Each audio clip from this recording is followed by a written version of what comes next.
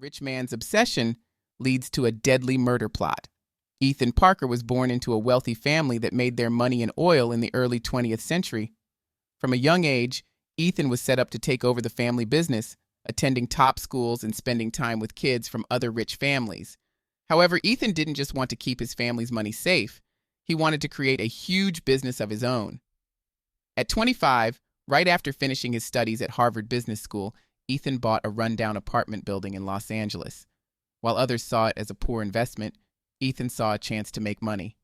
He fixed up the building, increased the rents, and then sold it for a big profit.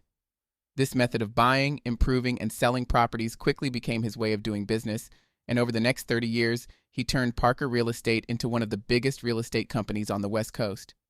Ethan was known for being a smart and tough businessman. He often bought properties from smaller owners by offering them a lot of money or subtly threatening them. His employees respected and feared him because he always demanded the best. As Ethan's wealth grew, so did his love for luxury. He collected expensive wines, drove the latest fancy cars, and split his time between a big mansion in Bel Air and a beach house in Malibu. But despite his success, Ethan felt very lonely as he got older. His first marriage to Sophia Astor ended in a bitter divorce after 10 years because she couldn't handle his obsession with work and how emotionally distant he was. His next marriage to a former model, Adriana Kovac, lasted only 2 years and ended in another costly divorce. After that, Ethan decided not to marry again. Instead, he dated many younger women who were interested in his money and lifestyle. During this time, Ethan discovered the world of sugar dating, where he found just what he was looking for. He met young, beautiful women who offered companionship and intimacy in return for financial support. Ethan had relationships with several sugar babies, never letting any of them get too close and always keeping control through his wealth. However, as Ethan approached his 60th birthday, he began to feel his age more deeply. He realized that while he had succeeded in his career, his personal life was empty. Ethan longed for a real connection, someone to make him feel young again.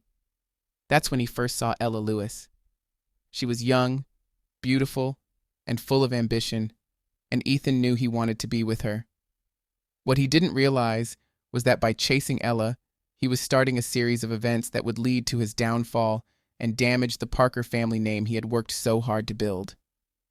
Ella's life began in the small town of Oak Ridge, far from the bright lights of Los Angeles. She was born to a struggling single mom who taught her early that life wasn't always fair and beauty could be both a gift and a challenge. Her mom worked as a waitress at the local diner, barely making enough to keep a roof over their heads. Ella's dad had left before she was born, leaving nothing but his name on her birth certificate and a gap in her heart.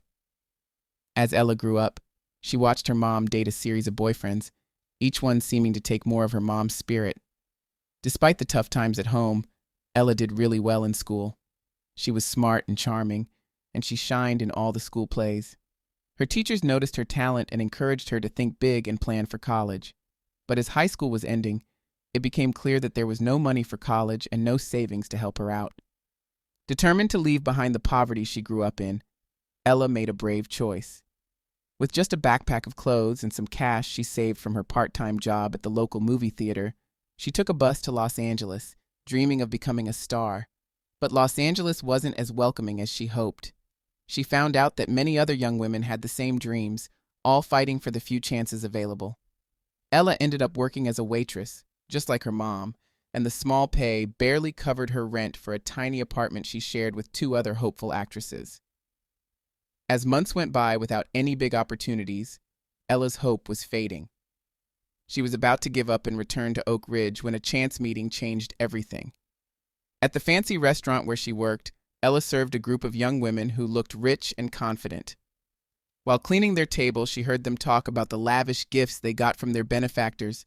Curious and desperate to fix her money problems, Ella talked to one of the women, Destiny, after her shift.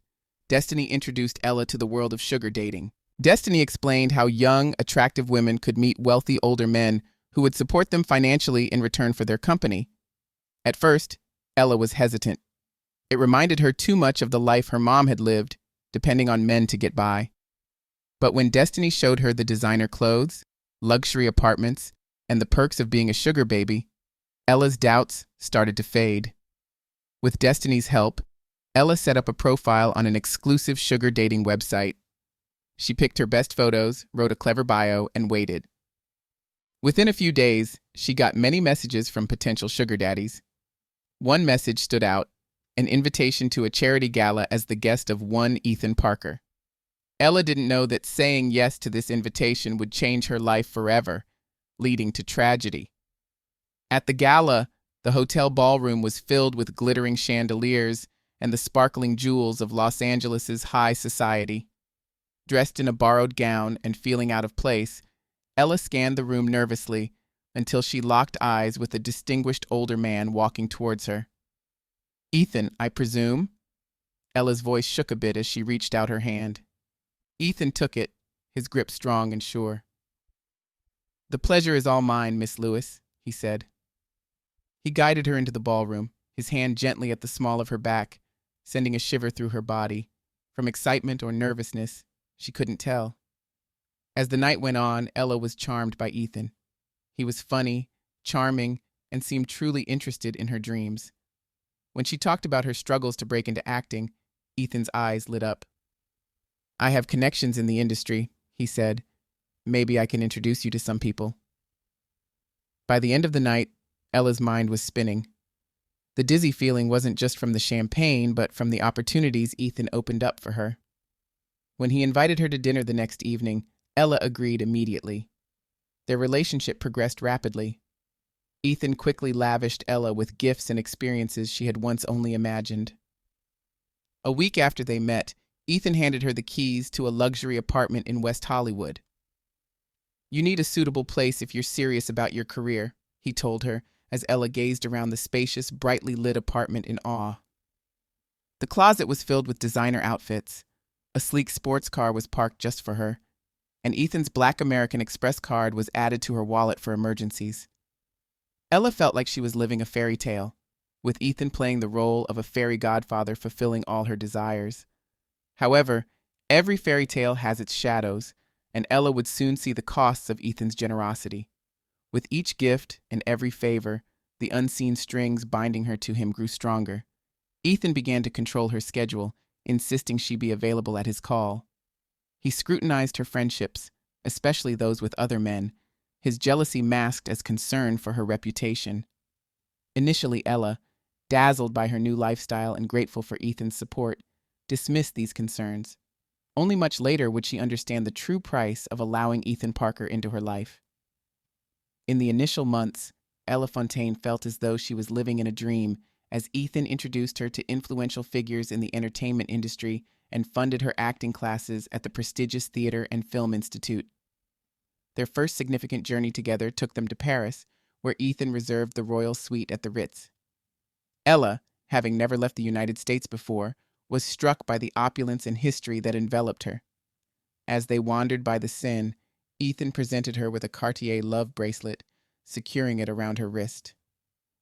"This symbolizes our bond, my dear," he said softly, looking deeply into her eyes. "I hope you'll always wear it." From Paris, they traveled to the Maldives, spending days in an overwater bungalow. Ella was enchanted by the clear waters and the vibrant fish swimming below their glass floor. During the evenings, over dinners of fresh seafood, Ethan shared stories of his business victories, pulling Ella further into his world of power and tense negotiations. Back in Los Angeles, Ella had transformed completely. The girl from the small town in Oregon was gone, replaced by a refined, elegant woman who turned heads everywhere she went. Ethan took great pleasure in displaying her at industry gatherings, introducing her proudly as "my Ella" to his associates and friends. The attention was exhilarating for Ella. She grew to rely on Ethan for both financial backing and emotional support. His praise became essential to her, and his disapproval was deeply upsetting. When she secured her first minor role on a TV series, Ethan was the first person she called, eager to hear his commendation. Meanwhile, Ethan became more possessive, cherishing her youth and beauty, feeling younger in her presence. He began adjusting his own plans to spend more time with her. Ethan started canceling business meetings to surprise Ella with spontaneous lunch dates or shopping trips. In the beginning, Ella felt both nervous and excited by Ethan's experienced approach. Their first intimate moment was a mix of awkwardness and passion, with Ethan guiding and Ella following his lead. Despite their age difference, Ella was surprised by the chemistry they found together in private. As their relationship developed, their physical connection grew stronger.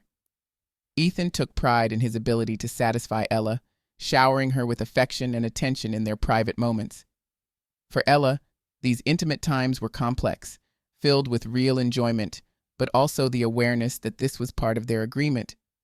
Even as doubts about their relationship began to surface for Ella, she couldn't ignore the physical attraction that remained. However, beneath the surface of their seemingly perfect setup, tension started to build. Ella, while thankful for all that Ethan had done, sometimes felt overwhelmed by his constant need for her attention. Ethan, though generous outwardly, secretly feared that Ella might leave him for someone younger. They didn't realize it yet, but the initial bliss of their relationship was fading, and signs of trouble were starting to show. As summer gave way to fall, subtle shifts began to affect their relationship. The initial thrill of their arrangement was losing its shine, replaced by a growing feeling of monotony and, for Ella, a sense of restlessness. Despite Ethan's connections, Ella's acting career was moving slower than she hoped. Her small role had led to a few auditions, but nothing significant had come of it. Ella started to wonder if being linked to Ethan was actually blocking her career progress, as rumors of sugar baby followed her around casting offices. One crisp October morning, she decided to have breakfast at a trendy cafe in West Hollywood. While enjoying her latte, a handsome young man at the next table started a conversation. His name was Jasper Reeves, a 22-year-old film student. Jasper's easy charm and shared love for cinema drew Ella in, and before she knew it, hours had passed in lively conversation. For the first time in months, Ella felt a genuine connection. Jasper treated her as an equal, not as an accessory or a project. When he asked for her number, Ella hesitated briefly before giving it to him, telling herself it was just for networking. Over the next few weeks, Ella found herself texting Jasper often. They met for coffee again, then for drinks. Each time, Ella told herself it was just friendly, but deep down, she knew she was entering risky territory. Meanwhile, Ethan was aware of the changes in Ella. He noticed her growing distraction, how she protected her phone, and her vague excuses about where she had been. His past marriages had shown him the signs of someone's interest drifting, and his jealousy, which was always just below the surface, started to rise. One evening, while dining at Ethan's mansion, he confronted her. "Who is he?" Ethan's voice was calm, but his eyes were cold. Caught off guard, Ella stuttered a denial, but Ethan kept pressing. "Don't lie to me, Ella. I've seen how you've been acting. Remember all I've done for you." The argument that followed was their worst yet. Ella, feeling trapped, reacted strongly, accusing Ethan of treating her like an object. Ethan, losing his cool, pointed out her humble beginnings and suggested she would be nothing without him. After this, a tense calm fell over them. Ethan increased his efforts to keep Ella close, sending surprise gifts daily and planning spontaneous trips. But to Ella, the luxuries that once excited her now felt suffocating, like she was living in a golden prison. During these troubled times, Ella made a critical decision. After yet another big fight with Ethan, she called Jasper. His voice was warm and understanding, and it made Ella break down and share everything: her arrangement with Ethan, her growing sadness, and her fear of leaving. Jasper listened patiently, and then suggested something that would change everything. "Leave him. Come stay with me. We'll figure it out together." After hanging up, Ella felt scared but excited. She knew what she needed to do, but she didn't realize the dangerous consequences her decision would trigger. The day Ella decided to leave Ethan was bright and clear, contrasting sharply with the chaos inside her. She packed a small bag overnight, taking only the items she owned before meeting Ethan and leaving behind all the expensive gifts and designer clothes. Her hand shook as she wrote a note explaining her decision, her tears smudging the ink. Ella planned to leave while Ethan was at work to avoid a confrontation she felt too weak to face. But as she walked towards the door of her West Hollywood apartment, it swung open, revealing Ethan standing there. Ethan's face, usually calm, showed clear signs of anger and pain. His voice was low and scary. Ella's heart raced as she realized he must have known about her plans to leave, probably having her followed. She stood up straight, gathering all her courage. "Yes, I'm leaving. This isn't working anymore." Their argument that followed was loud and intense.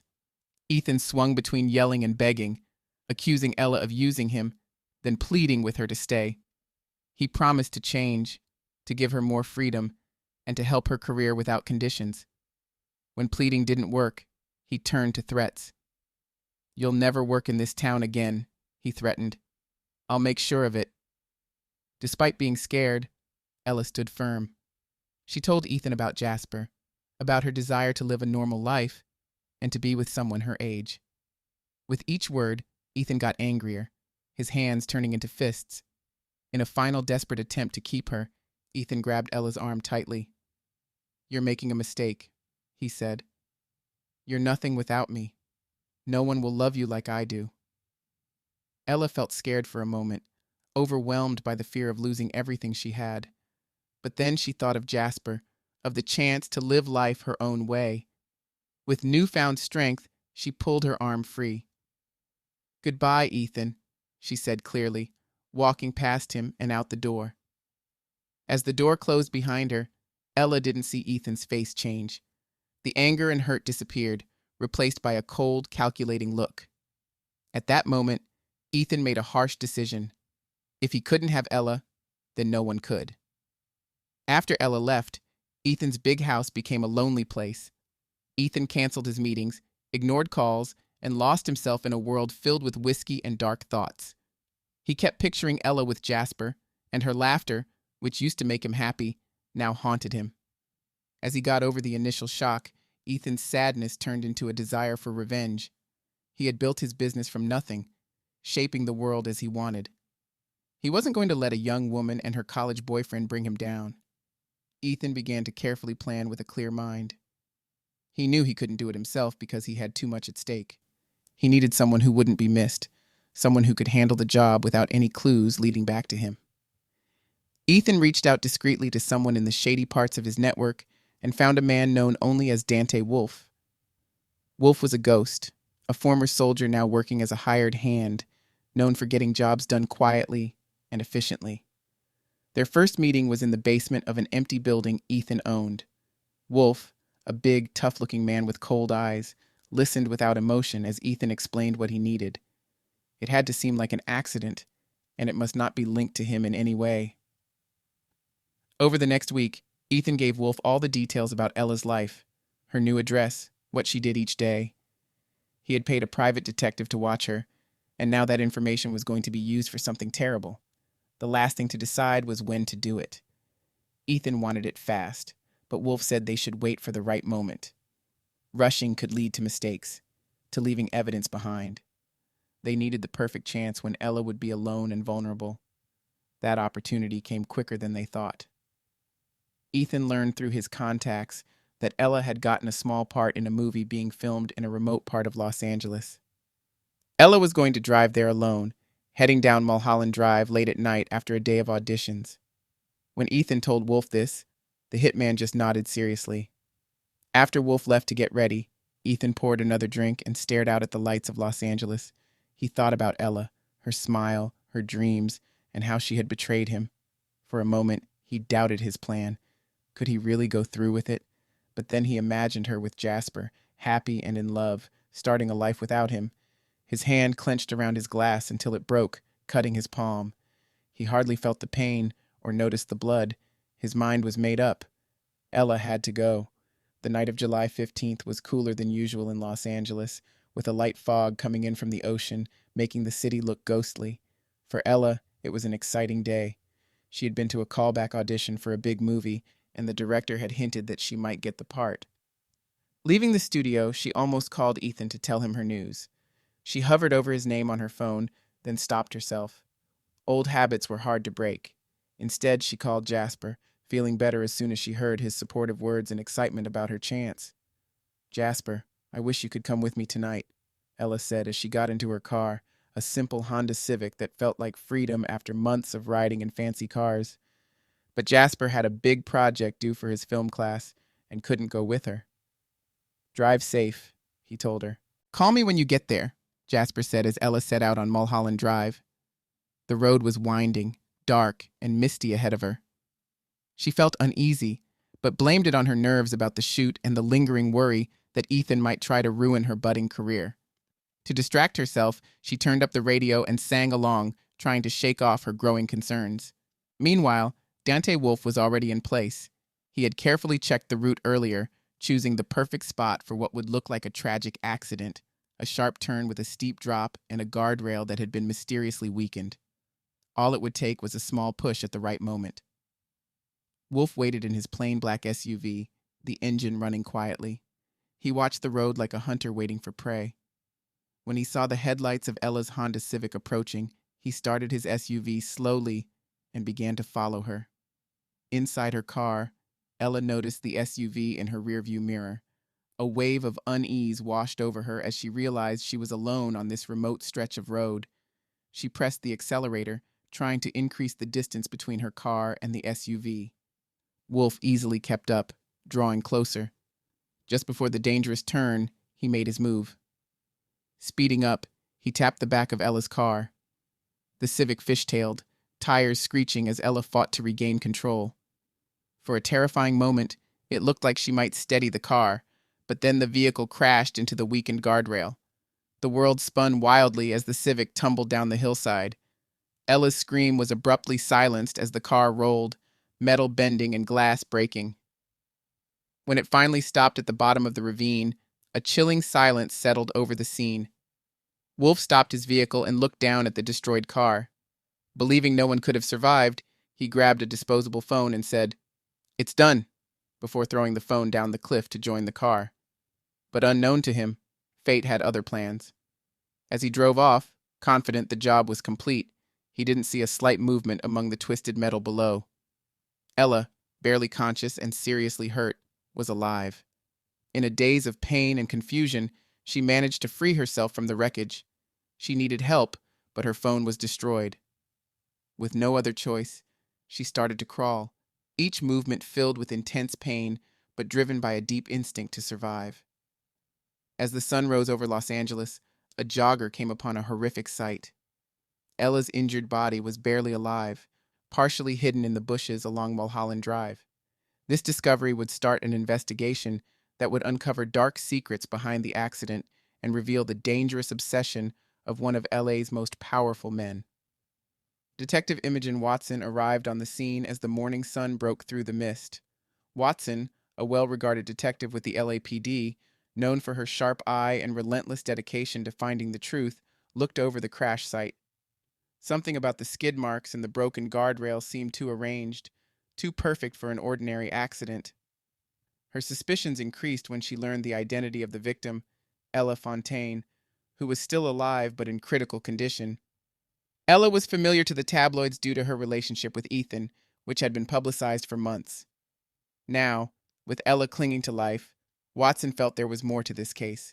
Her first stop was the hospital.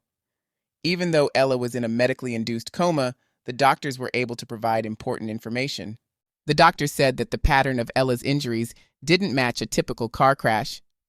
She had defensive wounds on her arms, which suggested there was a struggle after the crash. Detective Watson's next step was to talk to Jasper Reeves, the last person known to have spoken with Ella. Jasper, a young film student, was very upset, blaming himself for not being with her during the drive. He shared Ella's worries about Ethan, especially her fears that he might try to hurt her career after she left him. Armed with this new information, Watson shifted her focus to Ethan Parker. When questioned, Ethan maintained a calm appearance, expressing shock and sadness about Ella's accident. However, Watson noticed his hands clenched and a glimpse of something sinister in his eyes whenever he mentioned Ella's name. As the investigation went on, Watson and her team found a trail of evidence. Cell phone records showed Ethan was near Mulholland Drive on the night of the crash, even though he said he was home all evening. Financial records uncovered a large, unexplained cash withdrawal from one of his offshore accounts just days before the accident. The major break in the case came unexpectedly from a minor drug dealer caught in an unrelated case. Hoping for a lighter sentence, he offered information. He said he had overheard a conversation in a bar about a hit ordered by a rich man on his younger girlfriend. The description he gave of the alleged hitman matched Dante Wolfe, a name familiar to law enforcement, but never linked to any specific crime. With this new lead, Watson's investigation intensified. She looked into Wolfe's background and tracked his activities before the crash. Surveillance footage from a gas station near the accident site showed an SUV that looked like Wolfe's vehicle. As the investigation progressed, Watson felt excited about solving the case, but knew she needed solid evidence to connect a well-known hitman, a rich businessman, and the young woman in the hospital fighting for her life. She needed strong proof, and for Ella to wake up and share what happened. 3 weeks after the accident, Ella woke up from her coma. Detective Watson was there quickly, gently helping her remember that night. Ella's story was crucial. She recalled the black SUV that followed her and the crash that was caused on purpose. With Ella's account, Watson moved fast. She got a warrant for Dante Wolfe's arrest, and a SWAT team caught him in a hideout in the desert.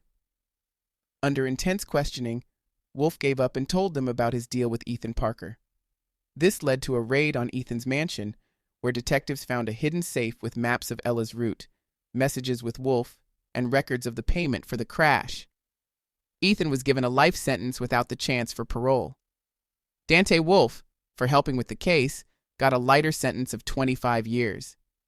Ella, still recovering from her injuries, felt better knowing that justice was done, supported all the while by Jasper. If you found this story gripping and want more thrilling Reddit stories, don't forget to like, subscribe, and hit the notification bell. Share your thoughts in the comments below. What did you think of the twists and turns? Stay tuned for more intense drama and detective work in our upcoming videos.